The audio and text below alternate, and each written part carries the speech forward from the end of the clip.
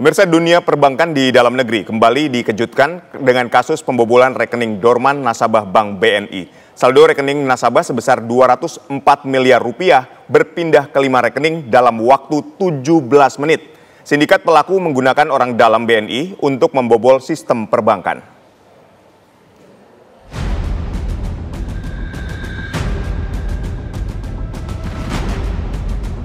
Direktorat Pidana Ekonomi Khusus Bareskrim Polri mengungkap kasus tindak pidana kejahatan perbankan. Para pelaku membobol data pemilik rekening dorman nasabah Bank BNI. Aksi itu mereka lakukan di luar jam operasional bank untuk menghindari deteksi sistem. Pelaku memindahkan uang nasabah sebesar 204 miliar rupiah ke 5 rekening berbeda. Transaksi itu dilakukan sebanyak 42 kali dalam waktu 17 menit. Para pelaku menggunakan orang dalam Bank BNI untuk membobol sistem perbankan, mengaktifkan rekening dorman, lalu memindahkan saldo rekening nasabah. Polisi menetapkan 9 orang tersangka dalam kasus ini. Kepala Cabang menyerahkan user ID aplikasi Core Banking System milik teller dan Kepala Cabang kepada salah satu eksekutor yang merupakan ex-teller bank untuk kemudian melakukan akses ilegal terhadap aplikasi Core Banking System dengan melakukan pemindahan dana secara in absentia senilai 204 miliar rupiah ke 5 rekening penampungan yang dilakukan 42 kali transaksi dalam waktu 17 menit. Dana yang berhasil ditarik pelaku lalu ditukar ke pihak falas dan kemudian disebar ke sejumlah dompet elektronik. Setelahnya, para tersangka melakukan penarikan secara tunai. Polisi menetapkan para tersangka itu melakukan tindak pidana perbankan atau informasi dan transaksi elektronik berupa transfer dana pencucian uang. Penyidik Bareskrim masih mencari satu tersangka lainnya berinisial D yang diduga memberikan informasi data pemilik rekening kepada para tersangka. Tim TV One mengabarkan. Pemirsa, sindikat pembobol rekening nasabah dorman di sebuah bank menggunakan orang dalam untuk membobol sistem perbankan. Bagaimana sindikat itu bekerja menargetkan sebuah rekening nasabah? Untuk membahas persoalan itu, sudah bergabung bersama kami Komjen Pol Purnawirawan Arief Sulistianto, Kabareskrim Mabes Polri 2018-2019. Selamat sore, Pak Arief. Selamat sore, Mas Aditya. Baik, Pak Arief ini memindahkan rekening 204 miliar rupiah dalam waktu 17 menit ke 5 rekening melalui 42 transaksi. Ini Anda melihat modus seperti ini bagaimana menganalisisnya? Iya, ini risiko yang harus dihadapi oleh perbankan untuk memperkuat sistem security-nya. Karena dengan banking sistem berbasis IT seperti ini, maka kalau sistem security-nya tidak handal, akan bisa dibobol dalam waktu yang relatif singkat dan jumlahnya ini cukup besar. Tahun 2012 saya pernah menyidik salah satu bank pemerintah, itu pegawainya yang bagian teknisi IT-nya memiliki data itu, dan dia membobol banknya sendiri dari Bogor, dia nembak ke Jambi, ditransfer ke Surabaya dalam hitungan 2 menit. Artinya apa? Sistem IT, sistem digital yang mempermudah, mempercepat, dan akses yang begitu gampang bagi para nasabah untuk pelayanannya, tapi kerawanannya cukup tinggi. Sehingga inilah yang memang harus diperkuat oleh perbankan, baik bank swasta maupun bank pemerintah, dan termasuk para nasabahnya tidak boleh lalai di dalam menjaga rekeningnya. Begitu, Mas Aditya. Baik, ini dalam kasus ini menurut Anda bagaimana orang-orang ini memantau atau memang dari awal sudah bekerja sama dengan pihak bank untuk mengetahui bahwa ada 204 miliar di rekening dorman yang tidak aktif ini? Iya, kejahatan perbankan yang membobol rekening dorman begini itu kebanyakan melibatkan orang dalam, dan ternyata benar yang ini bahkan kepala cabangnya sendiri yang memang menguasai data-data nasabah, menguasai rekening dorman dengan jumlah saldonya. ini tidak akan mungkin, kecil sekali kemungkinannya orang luar bisa mengetahui itu. Baik. Sehingga sindikat yang beroperasi ini memang harus kerjasama supaya jangan sampai nanti sudah dibobol ternyata rekeningnya jumlahnya sedikit, risikonya kan sama saja. Sehingga inilah yang memang harus diwaspadai oleh manajemen bank untuk betul-betul meneliti orang-orang yang akan ditugaskan, apalagi setingkat kepala cabang itu kan memang dia pasti sudah cukup lama berkecimpung di dalam bank, kok bisa tergoda seperti ini. Nah ini, karena untuk melihat rekening, kemudian untuk mengetahui akses supaya bisa melakukan aktivasi, reaktivasi rekening yang sudah non-aktif atau disebut dengan rekening dormant ini, kan memerlukan verifikasi yang cukup memerlukan kehadiran dari pemilik rekening, Mas. Baik. Nah ini dengan bantuan orang dalam, dia tidak perlu, bahkan orang dalam sendiri yang bisa melakukan reaktivasi rekening yang sudah non-aktif seperti ini. Baik. Nah, peran orang dalam bank ini seperti apa menurut Anda? Berarti ini sistem keamanan banknya juga lemah kalau kita berkaca dari kasus ini. Ya, karena ini melibatkan orang dalam dan dia apalagi kepala cabang ya, kepala cabang pembantu atau kepala cabang ini, otomatis dia memegang kendali, memegang data-data dari pemilik rekening, kode akses, ya, core banking sistemnya, ID-nya, sehingga tanpa kehadiran pemilik rekening sudah bisa atau disebut in absentia itu sudah bisa dia melakukan akses. Nah ini dia perlu kerjasama dengan orang luar karena harus menarik dalam jumlah besar sehingga inilah yang memang harus diwaspadai orang-orang di dalam bank sendiri. Memang tidak semuanya ya, ini tergantung mentalitasnya saja. Ya. Ini yang memang harus diwaspadai, Mas Aditya. Baik. Apakah membobol rekening nasabah, rekening dorman tadi ya, adalah modus baru Pak dari para sindikat ini? Karena kan ketika kita lihat bahwa rekening ini seharusnya tidak aktif, tidak bisa keluar masuk uang seharusnya. Tapi ternyata bisa dipindahkan dalam waktu 17 menit melalui 42 transaksi. Sebetulnya ini modus lama. Baik. Modus lama, tetapi memang kadang-kadang tidak terekspos karena mungkin sudah bisa diatasi sendiri oleh pihak banknya. Tetapi ini merupakan satu warning bagi perbankan dengan kejadian seperti ini, bahwa keamanan rekening para nasabah itu harus jaga. Apalagi ada internet banking, mobile banking, dan sekarang sangat mudah sekali kita melakukan transaksi.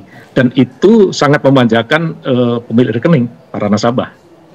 Baik, ini kan memindahkan uang 240 miliar ini sesuatu yang gampang dilacak sebetulnya. Kenapa mereka tertarik untuk sesuatu yang gampang dibongkar oleh pihak kepolisian? Modusnya sebetulnya seperti apa yang dilakukan oleh para tersangka ini? Untuk mengelabui misalnya petugas, saya yakin petugas lebih canggih lagi menghadapi kasus-kasus demikian. Iya, saya belum tahu secara detail ya rekening-rekening penampung yang digunakan. Informasinya kan mereka menggunakan 5 rekening. Apakah ini rekening atas nama tersangka atau menggunakan identitas orang lain? Karena sekarang untuk membuka rekening itu kan cukup ketat dari bank ya. Baik. Sehingga ini yang memang harus didalami. Tetapi dari rekening yang ditarik dari rekening bank, pemilik bank yang dormant ini kan bisa dilacak, Mas. Pikirnya mereka dengan menggunakan rekening lain tidak bisa dilacak, ternyata tetap bisa. Baik. Selama itu transaksinya menggunakan sistem perbankan. Kalau transaksinya ditarik kemudian syarat tunai ya sudah sulit dilacak. Tetapi selama menggunakan sistem perbankan ditransaksikan masih bisa dilacak. Baik, Anda tadi mengatakan bahwa ini adalah kasus yang sudah lama dan pernah juga dilakukan ketika Anda menjabat sebagai Direktur Tindak Pidana Ekonomi Khusus. Nah, dalam menjalankan aksinya biasanya apa yang mereka lakukan? Berkaca dari apa yang pernah Anda tangani?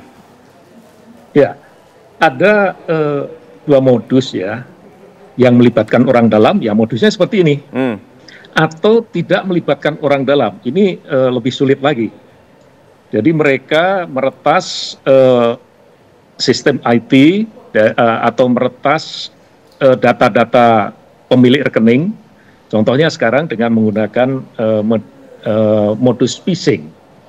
Kita kan sering mendapat undangan dari teman-teman kita, undangan pernikahan pakai APK, itu waspadai. APK itu bisa digunakan untuk mencuri data-data OTP kita yang kita simpan sampai ke password kita, PIN, sehingga dia nanti akan bisa mengambil. Walaupun ini tidak dorman, tetapi bisa saja dia sudah tahu ini nanti bisa ditarik uangnya. Kan gampang saja, pakai HP sudah bisa transfer kemana-mana. Betul. Begitu, Mas. Baik, lalu apa yang harus dilakukan oleh pihak bank agar sistem perbankannya tidak mudah dijebol oleh tindak kejahatan semacam ini? Ya, ini merupakan satu temuan yang sangat baik. Pertama, perbaiki sistem IT-nya. Kemudian di mana jam-jam rawan dilakukan. Kan ada half of hour itu, di mana pengawasan secara manual sudah mulai longgar, tetapi sistemnya kan masih aktif. Nah, ini yang dilakukan oleh para pelaku itu biasanya pada jam-jam itu. Sehingga sistem alarm terjadinya fraud itu belum bisa mendeteksi. Karena ini begitu cepat. Paling tidak 30 menit sampai 1 jam alarmnya bisa bunyi, sehingga bisa langsung meng-cut terhadap transaksi yang terjadi. Baik. Yang kedua, karena ini melibatkan internal bank, maka betul-betul diverifikasi orang-orang yang akan diangkat menjadi karyawan, kemudian apalagi menjadi kepala cabang. Ini kan tentu bank sudah mempunyai SOP di dalam penanganan ini, dan ini tidak semua bank juga terjadi seperti ini. Setidaknya dengan pengungkapan kasus ini, maka akan bank-bank akan mewaspadai lagi terhadap pengamanan rekening-rekening dorman ini. Walaupun dorman kan ada pemiliknya gitu. Kalau kejadian seperti ini, bank kan harus mengganti juga gitu. Baik. Ini kan tidak main-main. Dalam kasus ini, polisi menetapkan 9 orang sebagai tersangka. Apa memang tindak pidana perbankan ini selalu melibatkan jumlah tersangka yang cukup besar, Pak Arief? Iya, kalau memang melibatkan orang luar bisa jadi seperti ini. Saya bukan hanya 9 orang, saya pernah menangkap sampai 30 orang dalam jaringan carding, pembobolan kartu kredit, melibatkan tersangka dari luar negeri, dan berhasil kita gulung semua. Dan ini sesuatu yang memang sudah pernah terjadi. Dan yang penting adalah bagaimana para nasabah, pemilik rekening menjaga rekeningnya, menjaga PIN-nya, menjaga kode aksesnya. Kemudian dari bank, sistem IT juga harus diperkuat sistem security-nya. Dan bagaimana pengelolaan karyawan bank ini betul-betul mereka berintegritas dan memiliki moralitas yang baik. Ingat, yang ada di kelola itu adalah uangnya nasabah, bukan uangnya bank, bukan uangnya pegawai bank gitu. Baik. Ini kan kalau kita lihat dari modus pelaku ini kan uang dipindahkan ke 5 rekening, kemudian ditujukan ke falas, ditarik ke sejumlah dompet elektronik, kemudian ditarik secara tunai. Bagaimana sebetulnya cara polisi bisa mendeteksi atau mengidentifikasi kejahatan perbankan ini? Ya, saya katakan tadi, selama itu masih ditransaksikan melalui sistem perbankan akan bisa dilacak. Nah, kemudian akan dilacak kemana saja uangnya. Ada istilahnya follow the money ini. Ya. Pemisah-misahan ini merupakan teknik di dalam menghilangkan jejak. Kemudian ditukar dengan falas juga teknik menghilangkan jejak. Tetapi itu adalah kejahatan baru. Ya. Kejahatan apa? Tindak pidana pencucian uang. Sehingga terhadap para pelaku ini nanti, di samping dikenakan undang-undang tindak pidana perbankan, bisa dikenakan undang-undang ITE, karena menerobos sistem elektronik secara ilegal, dan bisa dikenakan undang-undang tindak pidana pencucian uang. Kalau 204 miliar itu yang disita umpamanya baru 100 miliar, dengan undang-undang tindak pidana pencucian uang akan bisa melacak semuanya, bahkan harta yang ada di rumah nanti akan bisa diverifikasi kalau memang itu hasil dari kejahatan ini. Baik. Lalu ketika kita berbicara soal nasabah, adanya kasus ini pasti membuat keresahan bagi mereka-mereka yang punya rekening dengan nilai fantastis juga. Lalu apa yang harus dilakukan kita sebagai nasabah agar terhindar dari kejahatan perbankan ini? Ya, ini kan bukti bahwa nasabah sendiri, dorman itu kan jarang mengecek transaksinya karena mungkin ya sudah percaya kepada bank. Tetapi tidak boleh, tidak boleh kita langsung diserahkan kepada bank. Setiap bulan kita setidaknya harus mengecek transaksi yang ada di rekening kita. Jangan sampai kita tidak pernah bertransaksi, tapi ada transaksi yang ilegal. Ya, ingat Aditya tahun 2012 kasus Citibank yang melibatkan senior relation manager, itu rekening-rekening yang dipercayakan kepada bank, kepada senior relation manager, disalahgunakan oleh dia, ditarik, kemudian setelah dicek, saya tidak menarik ini, kenapa kok bisa ini? Bisa keluar duit saya. Alasan bahwa ini terjadi kesalahan terus dikembalikan, ternyata tutup lubang gali lubang gitu. Jadi kembali lagi para nasabah, terutama yang ya nasabah yang kecil maupun yang besar, kalau memang tidak aktif, tetap sering melakukan cek.